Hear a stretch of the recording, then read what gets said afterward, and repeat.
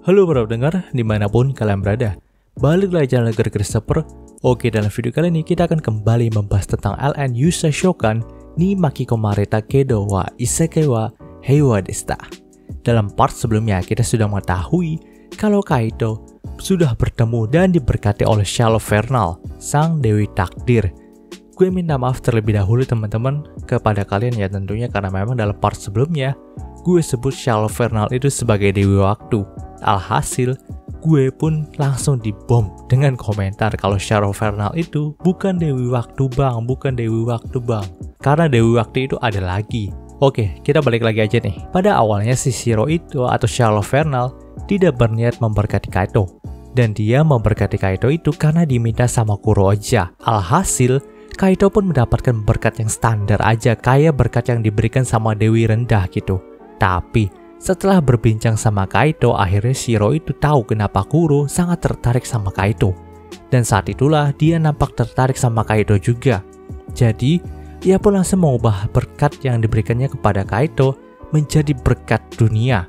Dimana dalam ucapan berkatnya, yang gue baca nih, nampaknya Kaito itu semakin didukung sama dunia ini atau isekai ini. Dia akan selalu dilindungi oleh semua hal yang ada di isekai ini, baik itu daratan, lautan, bahkan juga langit. Itulah kedahsyatan berkat yang diberikan sama Shallow Vernal kepada Kaito.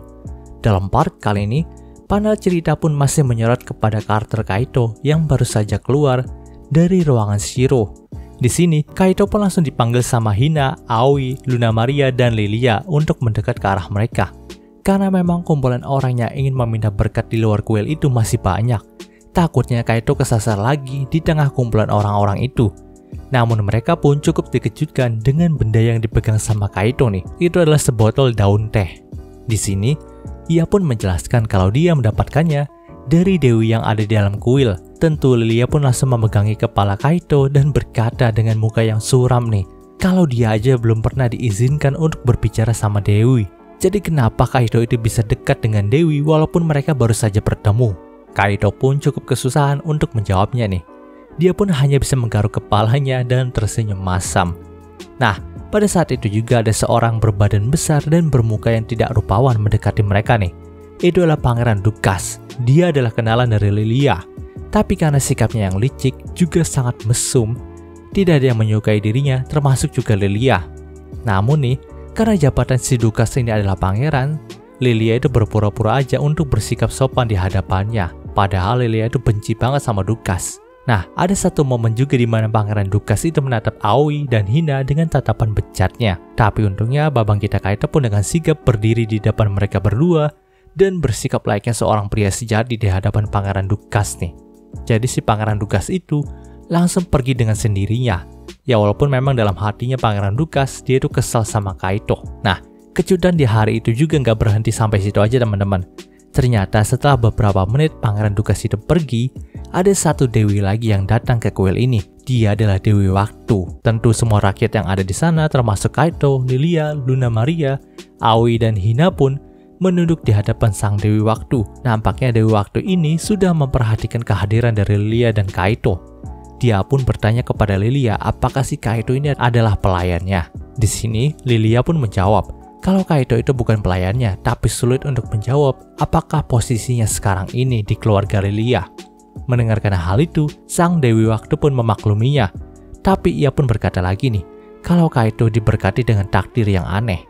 Dia bisa merasakan berkat Dewi Takdir yang ada di dalam tubuhnya Kaito ini. Namun, ada satu berkat aneh yang ikut menyelimuti tubuhnya Kaito. Setelah beberapa menit terdiam, sang Dewi Waktu pun berkata lagi, siapakah setan pembantaian yang menyukaimu pada pandangan pertama? Tentu, Kaito pun terdiam ketika mendengarnya. Dia tidak bisa membalas perkataan Dewi Waktu itu. Setelah beberapa saat, terjadi keheningan juga di sana. Tapi pada akhirnya, sang Dewi Waktu pun tidak mempermasalahkan Kaito lagi. Lalu ia pun malah memberikan berkat waktu kepada Lilia karena sudah merepotkannya dan bersedia berbicara dengan dirinya. Dia juga berterima kasih karena Lilia sudah menjadi penanggung jawab dari pemanggilan pahlawan kali ini. Dan memang nih, orang yang dipanggil ke sini yaitu Kaito memiliki hal yang menarik di dalamnya. Dewi Waktu tertarik kepada Lilia dan juga Kaito. Di sini sang Dewi Waktu juga akan mengingat nama dari Lilia dan berharap kalau mereka bisa bertemu kembali. Setelah itu, Dewi Waktu pun pergi begitu aja. Nah, tepat pada saat itu Luna Maria pun langsung menggendong Lilia dan meminta Kaito, Aoi, juga Hina untuk lari menuju kereta kuda mereka. Karena pastinya semua masyarakat yang ada di sana akan mengerubungi mereka karena penerimaan berkat yang tadi. Benar saja semua masyarakat yang ada di sana pun langsung mengerubungi mereka semua nih. Untung aja mereka itu masih cepat sempat menggapai keretanya. Saat di dalam kereta, Lilia pun sangat gemetaran nih mengingat dia akan bertemu lagi dengan Dewi Waktu. Dia pun meminta Kaito untuk menemaninya dan bertanggung jawab nih. Ya karena Kaito dia itu malah dinotis sama sang Dewi Waktu. Padahal dia itu nggak mau cari masalah ataupun nggak mau dekat banget dengan para dewa-dewi juga iblis. Panel cerita pun berpindah ke kamarnya Kaito nih dalam mansion Lilia. Saat hendak mengistirahatkan dirinya dari semua kelelahan hari itu, Kaito pun malah mendapatkan kunjungan lagi dari Kuro. Nah, saat itu Kaito pun menceritakan semua pengalamannya bersama dengan Shiro kepada Kuro nih. Dan bagaimana si Shiro itu bisa memberkati Kaito. Mendengarkan hal itu, Kuro pun jadi cukup senang nih. Dan berkata, kalau sebenarnya sangat jarang sekali si Shiro itu tertarik kepada manusia ataupun ya siapapun gitu. Karena seperti yang Kaito ketahui, Shiro adalah dewi yang cukup membingungkan. Dan dia juga dikenal sebagai dewi yang tidak berpihak kepada siapapun. Dia memiliki pandangan kalau semuanya itu sama, baik itu dewa, manusia, dan iblis. Tidak ada yang spesial di mata Shiro. Namun sekarang ini, Shiro sudah menganggap Kaito sebagai orang yang spesial. Maka dari itu, Kaito sudah mengukir prestasi yang luar biasa. Setelah perbincangan itu, mereka pun melanjutkannya dengan latihan energi sihir. Dan di sela latihan itu juga, Kaito pun tanya nih tentang alasan Kuro itu menyembunyikan identitasnya dengan sihir. Karena memang pas Kaito itu menceritakan Kuro kepada Lilia dan yang lainnya, mereka itu nggak bisa mendengar nama Kuro sama sekali. Dan si Kuro ini selalu saja menyelinap untuk datang ke mansionnya Lilia dan bertemu dengan Kaito gitu. Nampaknya Kaito itu kurang nyaman dengan hal seperti itu. Mendengarkan perkataan itu, si Kuro pun berkata, kalau lusa nanti dia akan mengunjungi mansion ini lagi secara resmi. Karena memang dia memiliki urusan yang harus diselesaikan besok. Dan di sini Kuro juga langsung menuliskan surat kunjungannya yang harus Kaito tunjukkan kepada Lilia besok pagi.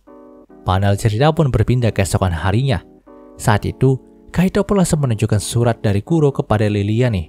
Dan kalian tahu teman-teman, Lilia pun sangat terkejut dengan surat kunjungan itu dan meminta semua pelayannya untuk berlatih cara melayani yang baik dan lebih baik lagi mulai sekarang ini. Dia tidak bisa menerima kalau ada pelayannya yang memiliki sikap yang kurang baik. Mereka juga diminta untuk memasak makanan yang super mewah untuk besok pagi.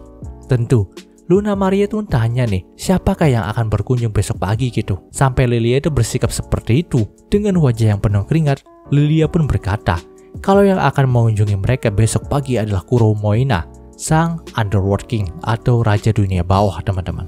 Ya, di sini secara mengejutkan, Kaito itu baru tahu kalau Kuro adalah Underworld King.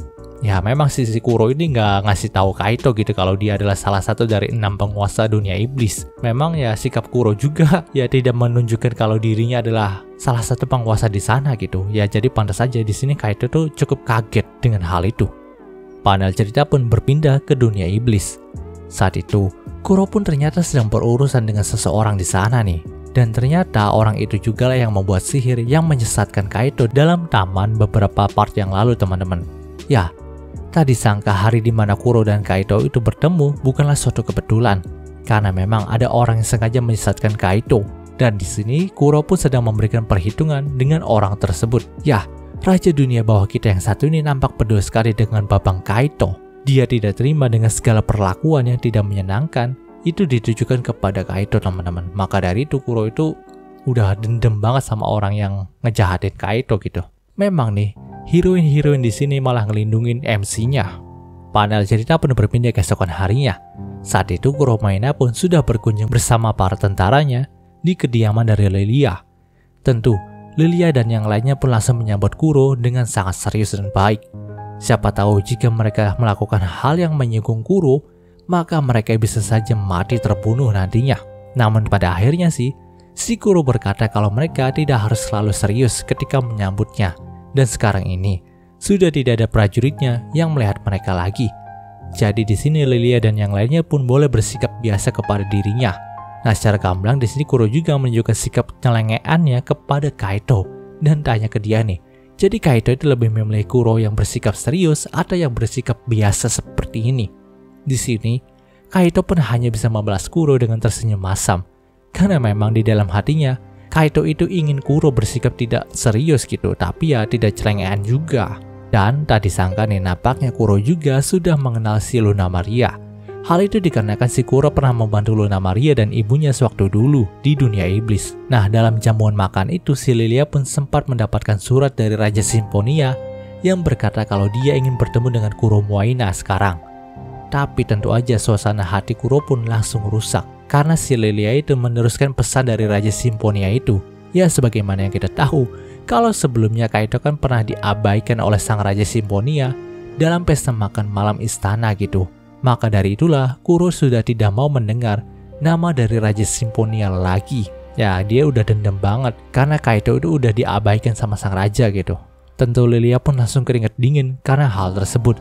Dia pun langsung meminta Luna Maria untuk memperbaiki suasana hati Kuro sekarang juga. Karena bisa dibilang Luna Maria cukup dekat dengan Kuro juga nih. Ya, tentu pasti ya Luna Maria juga langsung kocar-kacir karena hal itu. Walaupun dia terlihat dekat, tapi tetap saja yang dihadapinya sekarang adalah Underworld King gitu. Untung aja, babang kita Kaito pun langsung sigap mengalihkan perhatian Kuro kepada manisan dan cookies yang baru saja dibuat sama Luna Maria nih. Jadi akhirnya, suasana hati Kuro pun balik lagi. Setelah itu, mereka semua pun kembali mengobrol seperti biasa. Nah, sebelum Kuro itu pergi, dia pun menitipkan secara kertas kepada Lilia nih. Kuro juga berkata, kalau dia sudah memperbaiki dunia iblis, jadi dia akan menyerahkan urusan dunia manusia kepada Lilia. Nah, di sini dalam novelnya Kuro itu menekankan kata memperbaiki tadi teman-teman. Tapi masih belum terlalu jelas nih apakah maksudnya. Dan saat Lilia membaca surat dari Kuro, ia pun nampak terkejut dan berkata kalau dia siap melakukan hal yang diminta sama Kuro Moaina. Nah, Kuro juga berbisik kepada Kaito kalau dalam pertemuan mereka selanjutnya, dia meminta mereka akan pergi kencan berdua aja nih tanpa diganggu sama siapapun. Tentu Kaito pun langsung baper karena hal itu. Nah, pada saat melihat kalau Kuro itu sangat baik sama Kaito dan yang lainnya, Aoi dan Hina pun berkata kalau memang Raja Dunia Bawah atau Underworld King itu sama seperti yang dikabarkan. Dia adalah raja yang paling lembut di antara 6 penguasa dunia iblis. Dan cerita di part ini pun berakhir. Oke, mungkin itu pembahasan singkat untuk Isekai Heiwa Destanya kali ini. Jika kalian suka video ini, jangan lupa untuk like, komen, juga subscribe, dan juga share agar gue lebih semangat lagi dalam membuat video dalam channel ini. Terima kasih telah mendengarkan sampai detik ini. Gue Gear Christopher, signing off.